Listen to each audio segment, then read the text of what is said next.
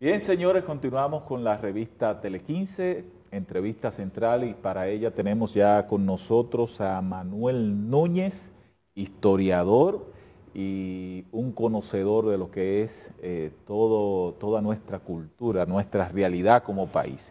Le damos la bienvenida, Manuel, ¿cómo está? Muchas gracias, muy bien, gracias. Complacido de que esté con nosotros. Yo también, tenemos tiempo, nos vemos en la radio, la televisión, o sea que aquí nos cruzamos. Aquí nos cruzamos.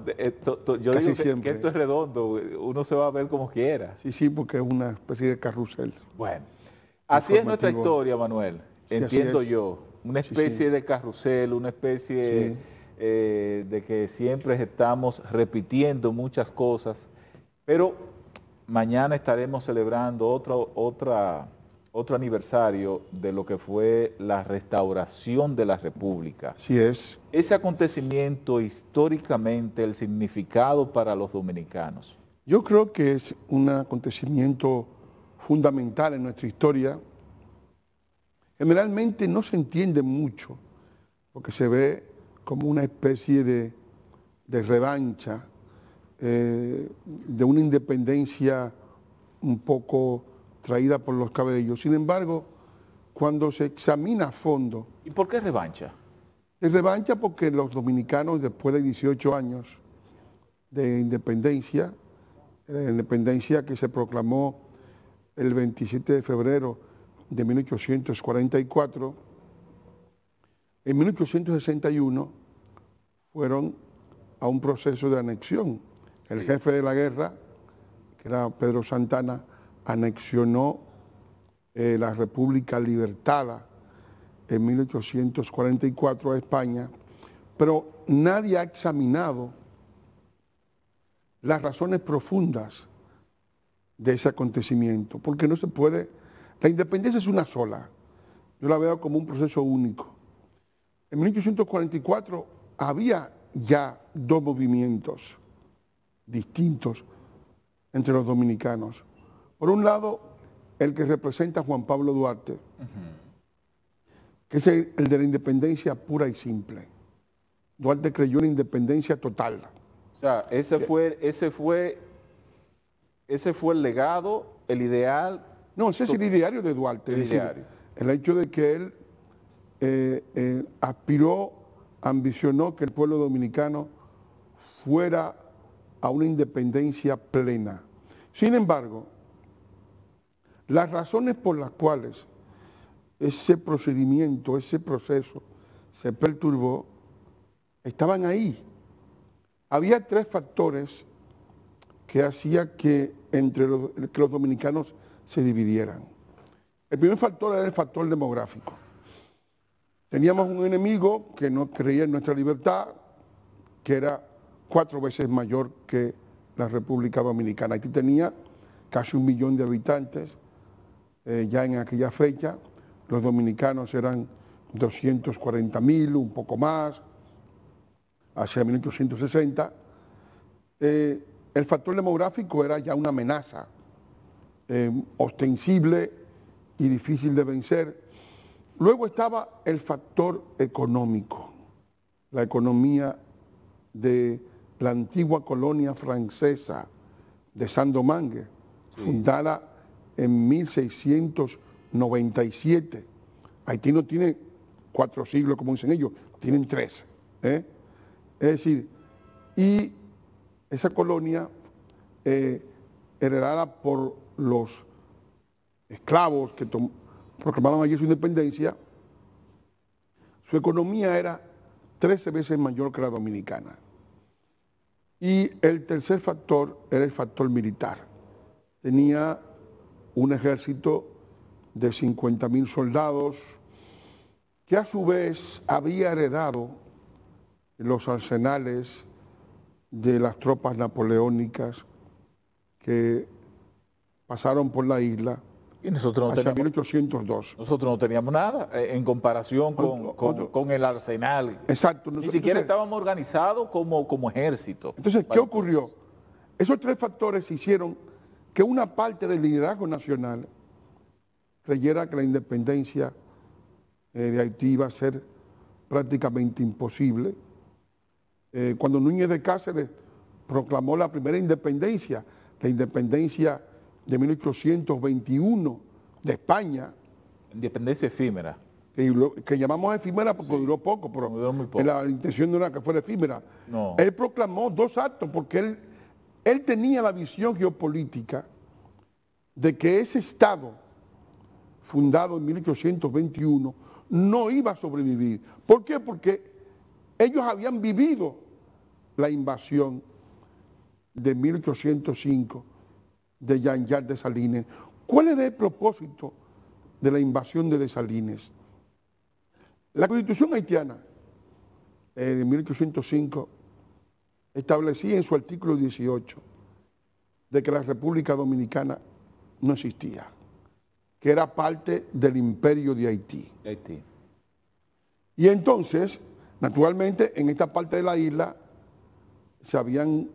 estaba bajo el dominio francés, porque después de proclamada la independencia de Saint-Domingue con el nombre de Haití, nombre indígena antiguo que nunca existió para esa parte de la isla, y tampoco para esta, porque el nombre de la isla era el nombre de Santo Domingo.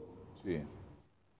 En ese momento en que ellos proclaman su primera constitución, en el acta constitucional desconocían el derecho de las personas blancas a poseer tierras y a ser ciudadanos, y desconocían el derecho de los dominicanos a gobernarse plenamente en esta parte de la isla, porque decía que la isla Saona, que la Samaná, que toda esta parte pertenecía al imperio de Haití. Ese precepto constitucional se mantuvo entre los haitianos hasta 1874, cuando se firma el Tratado de Paz entre los dos países, y cuando Haití reconoce por vez primera el derecho de los dominicanos a gobernarse plenamente, sin dependencia de ellos. Entonces, ese hecho concreto es el que hace que en 1861, ya Santana, 60 y pico de años, 62 años, comience a imaginar que la única forma de preservar la continuidad de lo que hasta ese momento se había producido, que era la independencia, era anexionándola a una potencia extranjera. Eran las soluciones que el grupo que llaman ahora conservadores, o sea, tenía. Es decir, ellos creían que debíamos anexionar la bahía de Samaná a cambio de protección, propiciar un protectorado o la anexión del territorio dominicano a una potencia que nos protegiera de la ambición haitiana por apoderarse del territorio. Y eso es lo que motiva la anexión. Naturalmente, la anexión fue un proceso absolutamente contradictorio, porque los dominicanos querían ser libres y lo demostraron ya desde 1862. Comenzaron las primeras rebeliones, el grito de Capotillo, el 16 de agosto comienza la guerra restauradora. En esa guerra de restauración que dividió a una parte de los dominicanos, porque una parte... A eso íbamos, porque yo le iba a decir que algunos historiadores hablan de esa división que había de clase en la República Dominicana, porque producto de las mismas situaciones que se fueron sucediendo tras la proclamación de la independencia, hubo gente que no apoyó, y que esa anexión, hay historiadores que establecen que la anexión incluso contó con el apoyo de un buen sector de los dominicanos. La anexión contó con el apoyo del jefe de la guerra, que era el general Santana, y que fue quien realmente la propició. El otro líder político importante, había 2 líderes políticos en aquella época que tenían el monopolio de la atención pública, que era Buenaventura Báez, también era anexionista. Exacto. Y entonces, los 2 líderes mayores de la nación dominicana, o sea, los 2 caudillos, el caudillo pasional, que fue Santana, y el caudillo supuestamente racional, que fue Báez, eran anexionistas porque ellos entendían que la situación del país no era salvable en una situación de independencia. Vamos ahora a hacer una proyección de del porqué del anexionismo. Imaginemos, por ejemplo, ahora que estemos ahora en esta fecha actual, que la República Dominicana esté gobernada por Haití. Que Haití tenga no 12 millones ni 15 millones, sino 40 millones. ¿De qué? De habitantes. De habitantes, ok. Y que la República Dominicana tenga 12 millones, como tiene actualmente. Que haya esa ventaja demográfica. Que Haití tenga 500.000 soldados bajo armas, ¿no? O sea, que tengamos nosotros lo que tenemos ahora, unos 70.000, ¿no? Y que Haití tenga, a su vez, una economía 13 veces mayor que la dominicana. En ese marco imaginario proyectado hasta el presente, se va a producir la misma división entre los dominicanos. Habrá dominicanos que dirán, bueno, es imposible que podamos vencer a un enemigo tan poderoso, tenemos que ir a un acuerdo internacional que nos protege y que permita que nuestra cultura pueda desarrollarse. Esa fue la idea de la anexión. Actualmente, el pueblo dominicano tenía unos deseos de libertad muy superiores a esa ambición mediocre del general Santana. Pero en la actualidad, Núñez, vamos a, como proyectamos, vamos a quedarnos en la actualidad. Hemos vencido los dominicanos el tema haitiano. ¿O todavía estamos bregando con lo mismo? Es que el tema haitiano no tiene una solución que no sea la de la permanente, el permanente patriotismo. Es decir, nosotros nacimos como nación como parte de un equilibrio de las culturas, un equilibrio de las economías, un equilibrio de las poblaciones. Eso es la República Dominicana, porque tenemos una frontera intrainsular con el país del cual nos libertamos. Si nosotros permitimos que ese país se desplace, como lo estamos permitiendo, hacia la parte dominicana, y que comience a desnacionalizarla, como lo ha estado haciendo, desnacionalización del empleo, en la construcción, en la agricultura, en los servicios, en la buonería, desnacionalización de todos los servicios sanitarios. Las maternidades están llenas de haitianas. Tiborrada. Los hospitales públicos subsidiados llenos de haitianos. Desnacionalización incluso de una porción muy importante de la educación. Los hogares infantiles han sido prácticamente capturados por esta población. Desnacionalización incluso de los registros civiles. Todo el sistema de identidad nacional está dañado. Si permitimos eso, estamos destruyendo las bases mismas de lo que fue esa independencia. O sea, la independencia nacional es un trabajo de todos los días. De todos los días. ¿Qué le parece el llamado que ha hecho la ONU, ya que el tiempo se nos agota, que ante la queja, por ejemplo, a la comunidad internacional de que acuden a auxilio de Haití ante la coyuntura que está viviendo ese país, la irracionalidad, la inviabilidad que tiene Haití? Bueno, la ONU y la OEA están actuando como Poncio Pilatos, porque ambas, que son parte de lo que llamamos la comunidad internacional, porque ¿qué es lo que es la comunidad internacional? Los estados organizados, las grandes potencias y los grupos de naciones, ¿no?